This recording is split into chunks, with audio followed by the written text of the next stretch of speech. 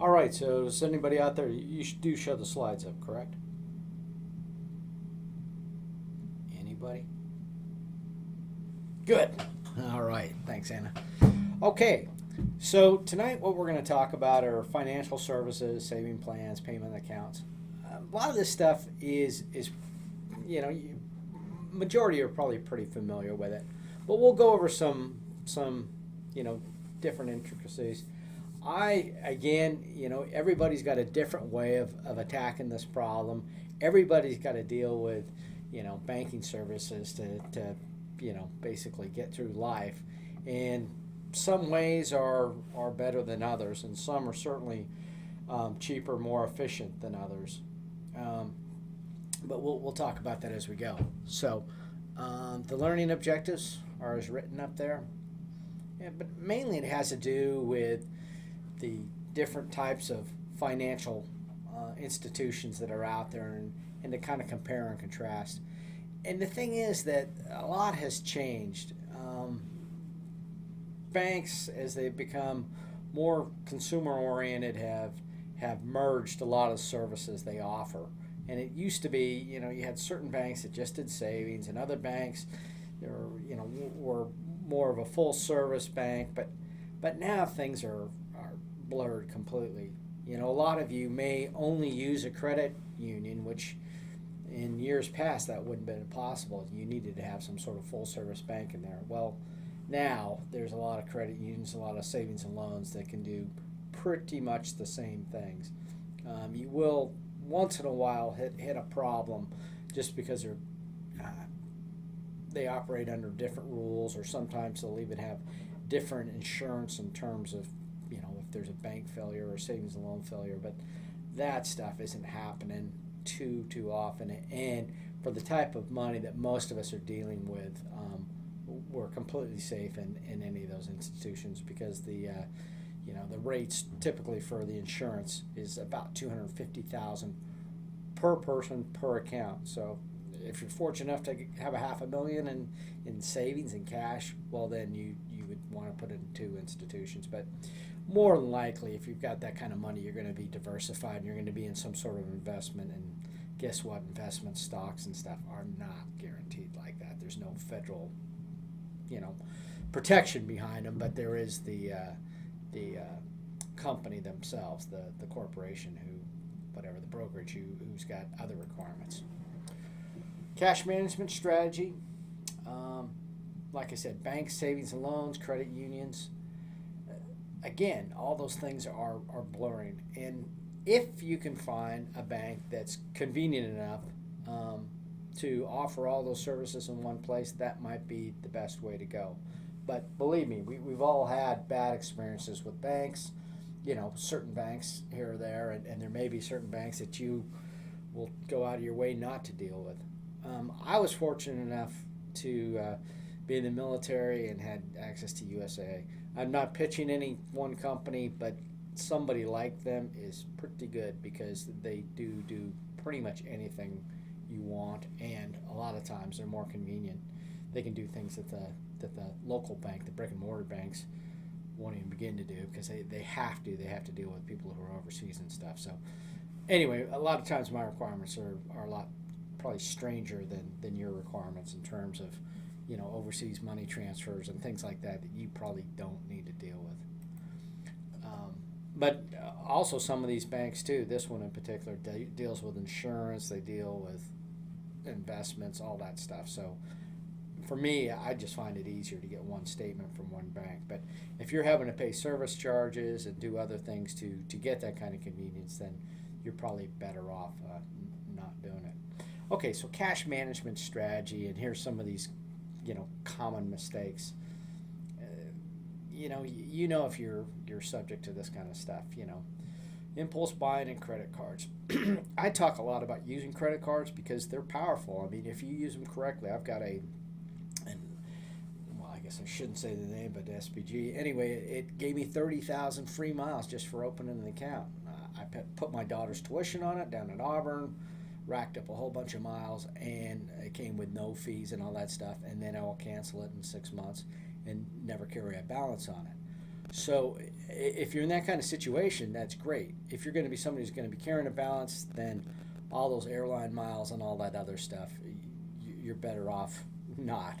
You're better off paying cash. If you do like the convenience and the tracking aspects of using plastic rather than cash, then debit cards might be better because debit cards are just like writing a check. And go figure, if you overdraft them, well, they usually won't let you overdraft them. But anyway, you would incur the same charges. It's just like writing a check.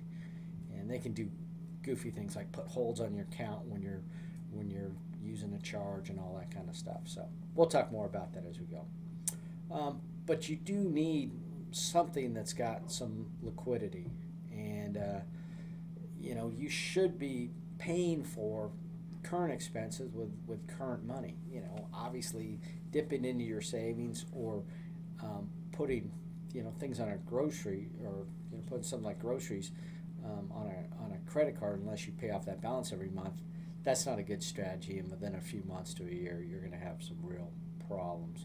So, the other thing is having a whole bunch of cash and not having it work for you. So, most banks have some sort of mechanism where they have an interest-bearing checking account.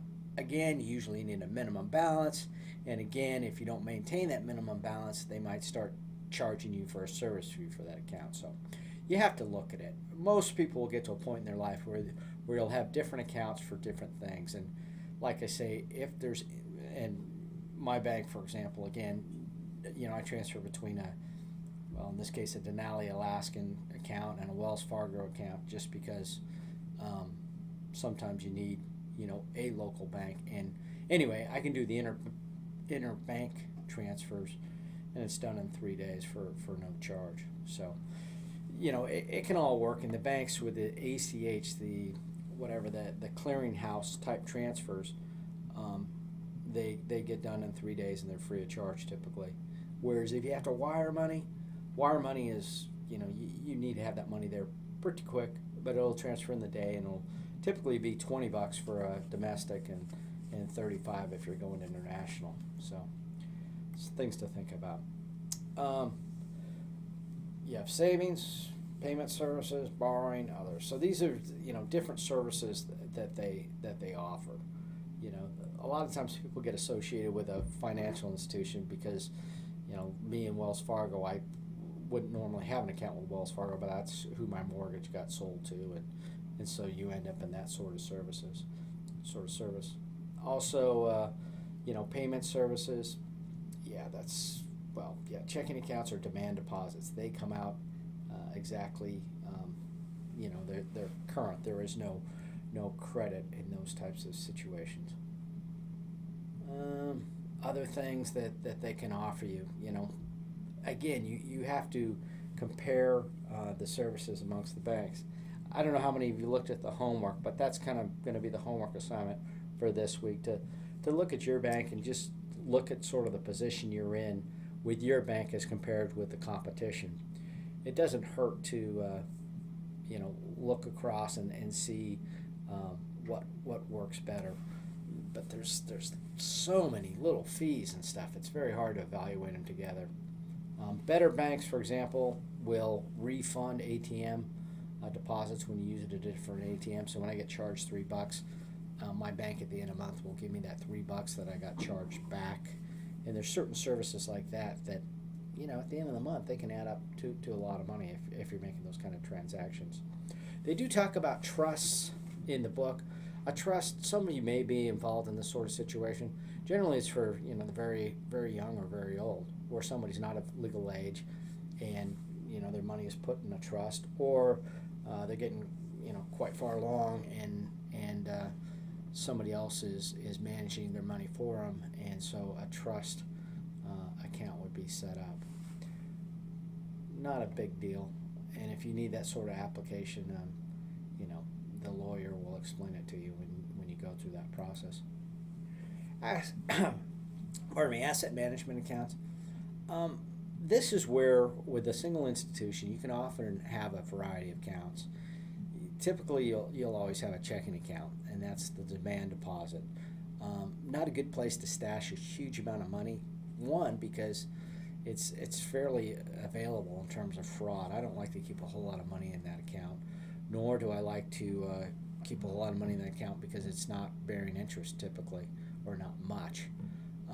Secondly, people have a savings account or just switch to an asset management account. And again, this is offered through the brokerage side of a bank. So depending on whether your bank has a in-house brokerage, they may offer an asset management account. They may not, but it they do some sort of nice reports at the end of the year, and they do offer some advantages if you're trying to buy and sell stocks. But it's not something that you're writing checks on very often. Most of the asset management accounts I've ever had, you were limited to about 3 transactions per month was all they really wanted to see, or they'd start dinging you for charges because it's not set up to be a demand account. Online banking, I'm preaching to the choir. You guys have more or less grown up with this. The fact that my primary bank is in Texas has very few implications. In fact, it's advantageous a lot of times because I tend to pay all my bills, if they're to big companies or whatever in the lower 48, and the checks from my bills, I don't typically use a regular checkbook. I buy hay like that for my horses once a month, but other than that, I just use an auto bill pay service through the bank, and if somebody needs a check, they're sent a check that way. It's kind of a strange way of doing it, but if you're writing a personal check, a lot of people really question it or any of that. This way, I go on my accounts when I get paid, and I just do it all online, and it's either an electronic transfer, or if they don't do that, they're mailed a check. And again, I'm not buying a stamp. I'm not going to the mailbox. I'm not addressing envelopes. They're happy. I'm happy, and in fact, they're even happier because they get a what looks like a cashier's check. If it ever bounced, I'm not sure what the legal ramifications would be. I don't think it would carry the same weight as a cashier's check drawn by the bank, but it looks to them the same way. And the fact that email, any kind of audit alerts or any sort of tracking, when that stuff is done real time, it's much more advantageous for you because whether or not you use an online banking or not, fraud is going to be done via online banking, and if you're a few days behind, you're going to be perhaps in big trouble. One thing on that too, debit cards. I think I mentioned before that on debit cards you are liable for typically the first $50, and then it can go up. And then if you don't report it after 60 days, you're on tap for all of the fraud. Whereas a credit card is strictly limited. It's mentioned in the book, but those numbers I believe are close. The $50 for the first two, and first day, and then about $500 for the first month, and then after that.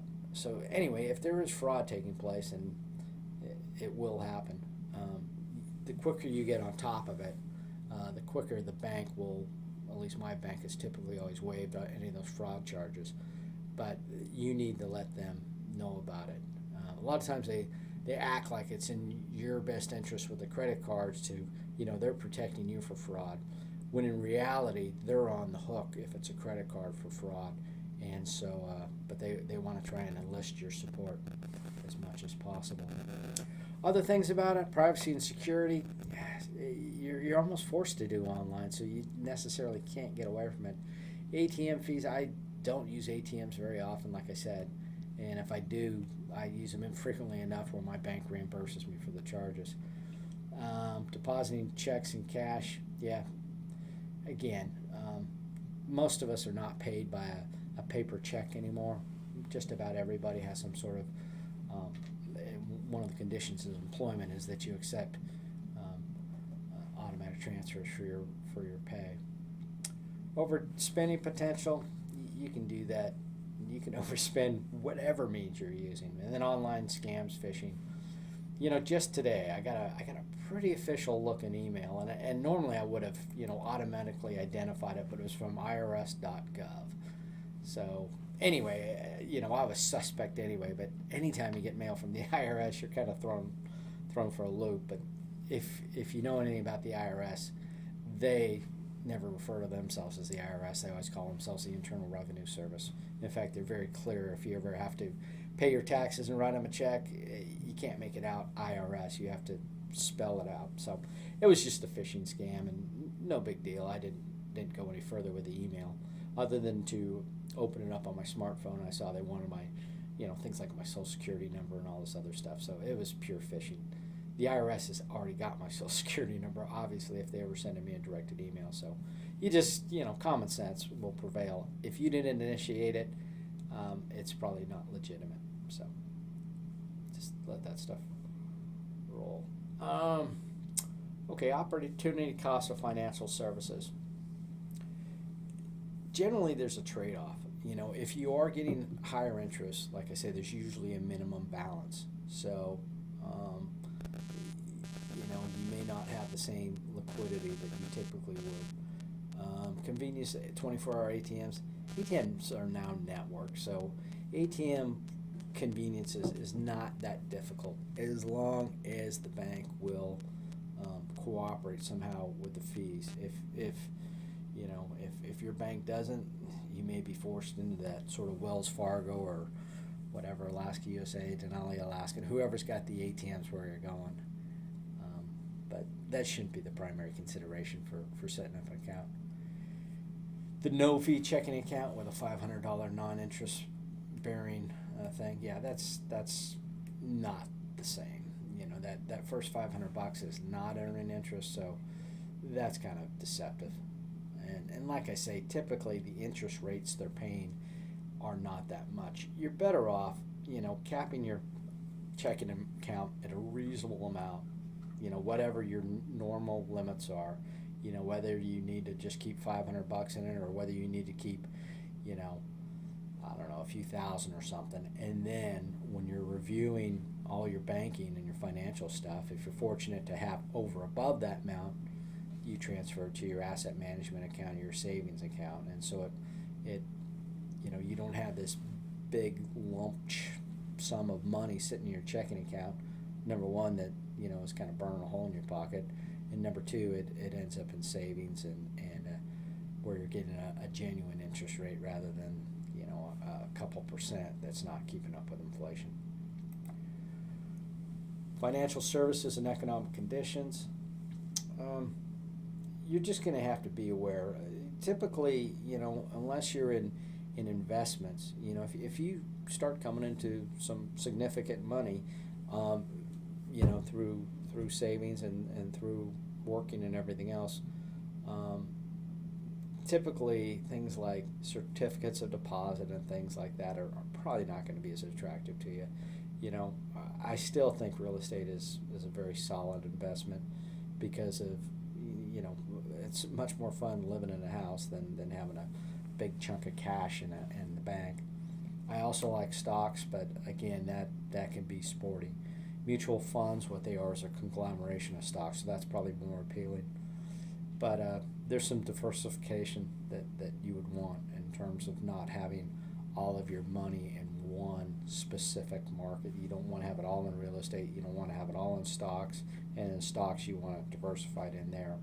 What we're talking about tonight, though, is primarily just the cash part of it. So we're just talking about that small chunk of money that you need some liquidity in. If something bad happened, for example, and all your money's in stocks and it happens to be a down time for the market, you would have to sell all that stuff at a loss. That's not a good situation. So you want enough to cover,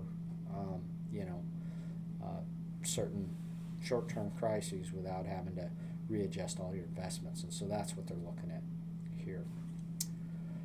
Business periodicals, Forbes, Wall Street, they're all good.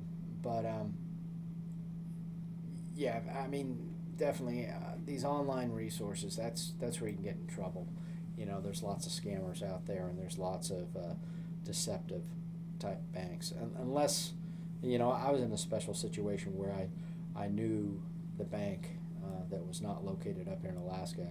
I'd worked with them for years, so, but to pick some e-bank off the internet, that might be a bit dangerous. And to tell you the truth, most of the banks don't have the same advantages, the online ones, that some of the ones do up here, other than the military banks, if you're eligible for that. Deposit institutions, commercial banks, saving and loan associations. So again, it used to be very easy to tell the difference between a commercial bank and a savings and loan. Now they're just kind of blurry. The only way you find out that you're dealing with a savings and loan is you'll go in there and ask to do some sort of, simple transfer, and they'll say, yeah, that's the one thing we can't do because we're a savings and loan. But for 99% of the stuff that you want, it's pretty seamless. I wouldn't be too concerned. There's other convenience factors and fee schedules that I'd be more worried about in that one off time when you need to do some sort of, transfer or whatever that's a, once a year or once every 10-year experience.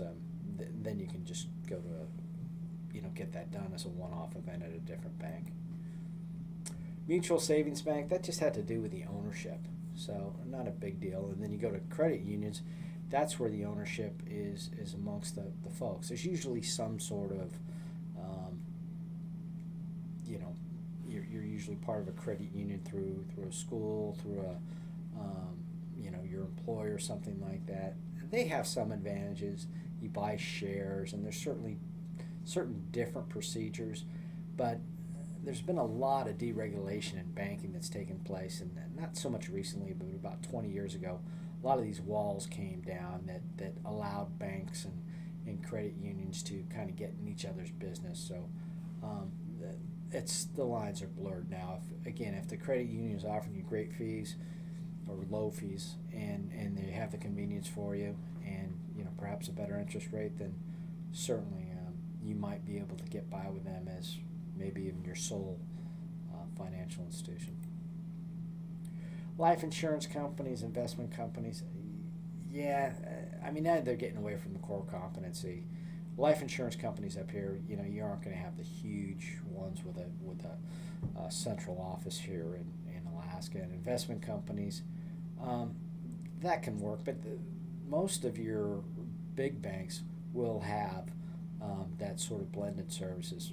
The bank I deal with has their own brokerage, so that's an advantage. But to have somebody like Fidelity or American Century or one of the big boys, and have them as your own bank, it's up to you. It might just mean a bit more mail and a few more statements to keep track of. If I can get it on a single statement at the end of the month, for me it's far easier, because that's kind of how I do my budgeting. I do my budgeting sort of reverse. I do a pretty exhaustive review at the end of the month to see where the money went, and also to check and see if there's any bogus charges on there. So it depends. Again, depending on the company you work for. The university here is associated with Fidelity, so now I've got a Fidelity account, which is fine. They're good people, but I'm not sure that there's big advantages over some of the other brokerages, some of the other mutual fund companies that I already have. Finance companies, this is trouble. This is some of these, you don't see them as much up here. Each place is different. I was down in Georgia just a few weeks ago, and there are all these car title loan places and rent-to-own centers and quick consumer loans, and that is, they serve a certain niche in the market, but man, you really want to stay away from them. There's certain laws called usury that prevent financial institutions from charging exorbitant rates. Well, these finance companies a lot of times find sort of loopholes, and they do rent-to-own type things. And if you really look at the interest you're paying, sometimes it's in excess of 100%. But they do them for short terms. Or these car loans, they'll do them for title loans. It can be 700% if it was done for an annualized basis.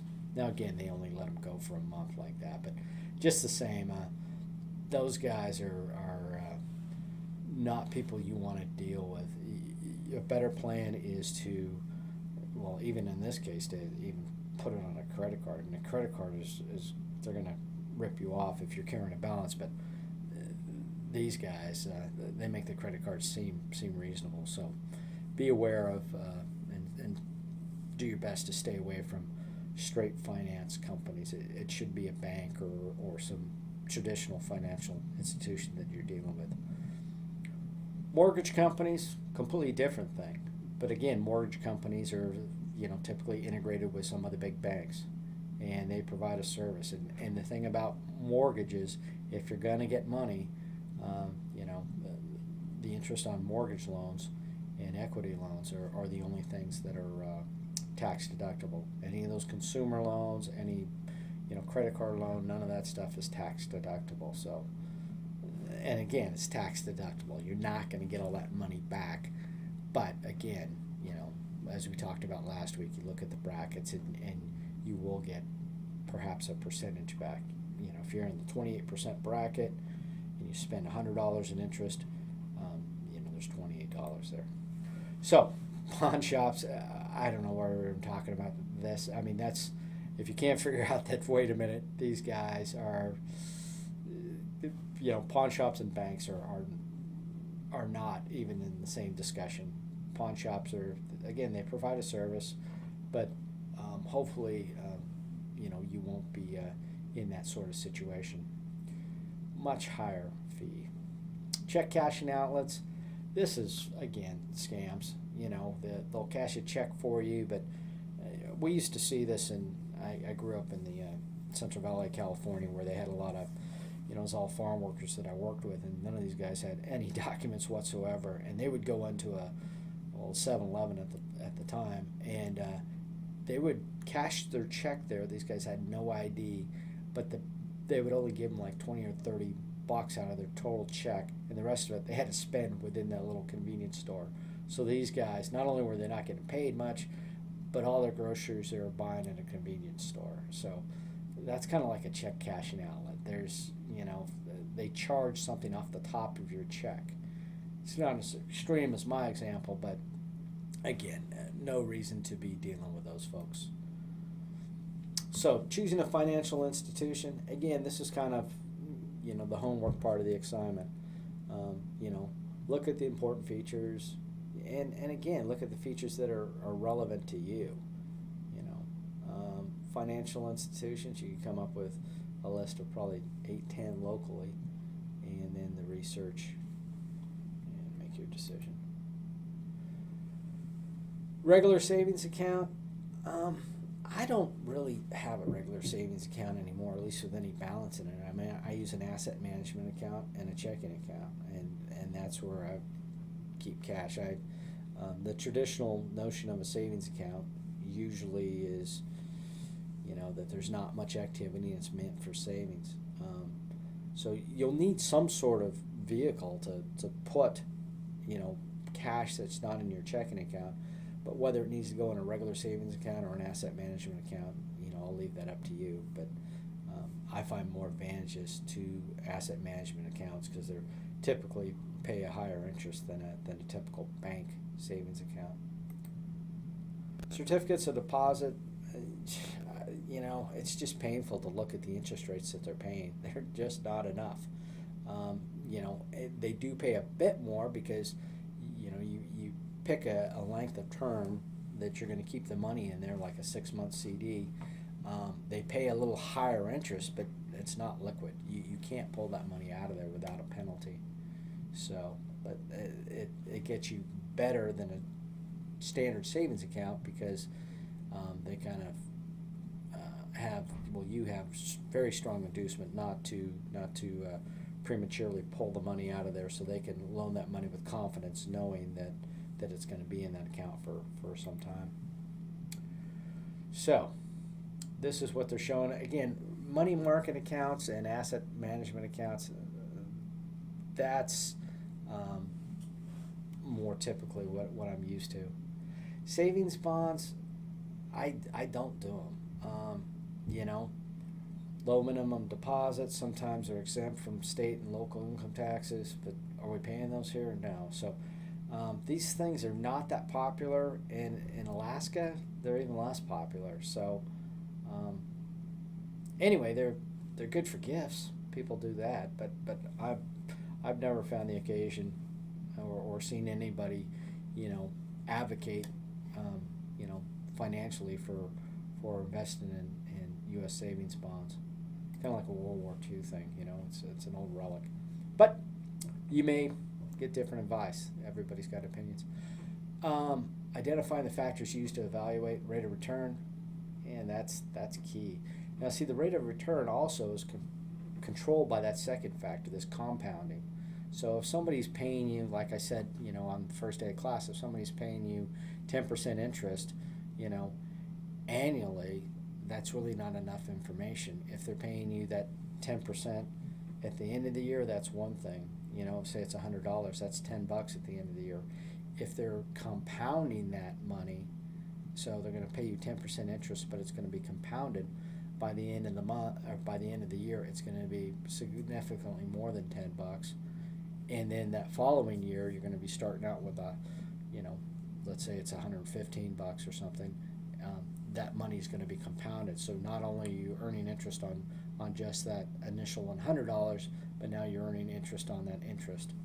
And so the quicker that compounding is, like compounded daily is kind of what you want to hear, that means that as the interest is earned, that money that you're earning interest on is ever increasing.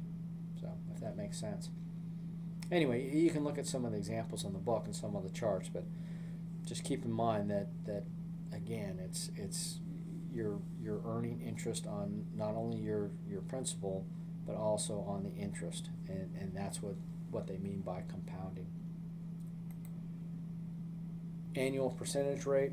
There's a bunch of truth in advertising type things, and there's a bunch of HUD forms and other forms that you get very involved in real estate. Again, I've been in real estate transactions, and it's just a whole slew of forms that they throw in front of you. Typically, well, by law, they have to give you those forms in advance, so you do have time to review them. Don't think you're going to walk into a real estate closing process and have time to read everything. You need to get those forms in advance and see what it is. Not that you really have the ability to change it, but it is kind of eye-watering to see what something really costs when you look at all the different charges involved. So annual percentage yield, so that you're comparing one to another. So you can make like comparisons. So you compare it on an annualized basis. Truth in savings, this is really what I was talking about before in terms of the the disclosure of the fees on deposit accounts, interest rate, annual percentage yield, and other terms and conditions. So again, this is the fine print, but it can vary greatly. And again, if it doesn't apply to you, you have to look for the figures that are relevant. If you're the type of person who uses an ATM all the time, well, having some sort of large network of ATMs and having some sort of cooperation amongst any ATM you might use, that could be huge. Inflation still 1.5–2% a year. So some of these accounts, they don't pay much more than that. So you aren't making money, you're just breaking even. So that's why you need to squirrel away enough money to get involved in investments, and then you need to get in investments, and that's where you're going to make your money and get ahead. Tax considerations, even that measly few percent that you earn, you're still going to get taxed on it, unless it's some sort of municipal bond or something that happens to be tax exempt. But again, that is typically going to be will be factored into the yield on that bond, the amount of interest you'll pay on it. So it's going to be lower as well. So it's kind of sad if you lose money, they aren't necessarily there to help you, unless you also made some money that year. You can balance the two out in your statement, but anyway, it's not necessarily fair. Liquidity, we talked about liquidity. That's just the ability to get at the money on short notice without penalty or fees. So here's that safety business. again, not so much of a factor. Bank failure is pretty rare, and 250,000 in cash is usually pretty easy to live within. And then also you see per financial institution. So if you're approaching limits like that, then you definitely want to diversify because it's not per person, it's per institution. Restrictions and fees, delay in time between earned and posted transactions. Sometimes these guys play like a float against you. For example, part of my money comes from the government through the military retirement, and they pay, usually a couple days before the end of the month. Well, I've had two different banks, and one would deposit that money on the day they got it. Other ones would wait till the first. So they were basically using my money for a few days, of which I was getting no value. So I wasn't living paycheck to paycheck, but just the same, that's kind of a nasty practice on the part of that bank. So be careful with that. And then if you get involved in stocks and stuff, they also have, funds have to settle, and if you're using their money and buying and selling stocks within those settling dates, they frown upon that. In fact, it's against the law. It's called playing the float again. So anyway, things still in the electronic age, still, there's still delays built in, and you have to be cognizant of that. And if your bank is playing against you and those sorts of things, that might be a criteria to find a different bank. Taxes reduce the annual rate of inflation. So here's the 6%, 28% tax rate. So 1 minus the tax rate. So anyway, 1 times 1.28 times that 6%. So what looked like 6%, which, hey, that's quite good. But by the time you figure out taxes, is 4.32%. Now the thing is, though, that you're what are you going to compare this against? If you make money in real estate, actually, you could do all right because, as we'll talk about in the real estate section, there's certain exclusions where you keep the capital gains and make some money, but other times there's not. So I got issues. Pigs at home going free range. Bad. Anyway, that'll have to wait. Payment methods: electronic debit, credit, online credits, store value cards, and smart cards. All the different ways of working that out. The debit cards, I've talked about it kind of extensively. Online payments, PayPal, things like that. Store value cards. Think about those. There's no really redemption if you lose those things. And smart cards, again, each one's got its benefits. The store value cards, though, I would be, if you lose those, that's like losing cash. That's not a good thing. PayPal, the online payments, not a bad way to go because it will give you a little bit of anonymity in terms of fraud because they don't actually get your bank account information, and it is essentially like paying with cash with those folks. So types of checking accounts, and we talked about this: regular, interest bearing, interest checking. You just have to look at how much per per month that you're keeping that account and what's going to work out the best financially. So evaluating checking accounts, again, same thing: fees, charges, restrictions, and services. You definitely want to have some overdraft protection because if even if there's a mistake, it's so much easier to clear it up if they haven't actually overdrawn and had to charge you a fee for that.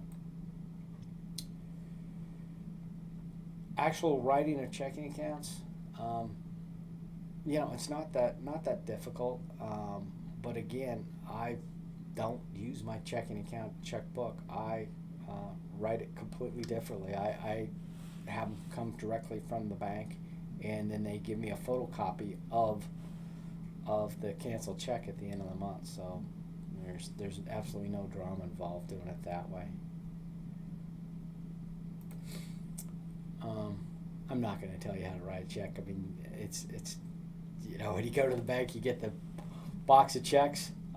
If anybody wants any help on that, just ask, and I'll explain it to you.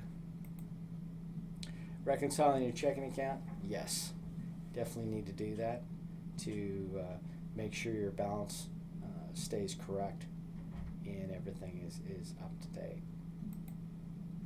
And certified check, cashier's check. Certified check, that's more for the whoever's going to be the recipient of the check. They may require that it be certified. That just means that it basically can't bounce. You've got a situation figured out. Cashier's check, that's actually one where you can go and just buy it from the bank itself. It's similar to a money order, but a bit more acceptable. There's the money order. You can get those anywhere, stamps, Walmarts. And then traveler's checks, not used as much anymore. But one of the things about overseas travel now is they're charging an extra fee now for using credit cards. So these may come back in vogue.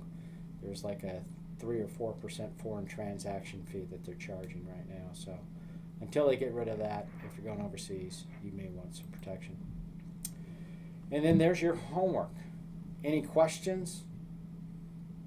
Sorry I drug on a little bit there, but again, we'll have the office hours on Thursday, and if anybody has any questions, email me and I'll respond to it. Otherwise, have a good week. Thanks.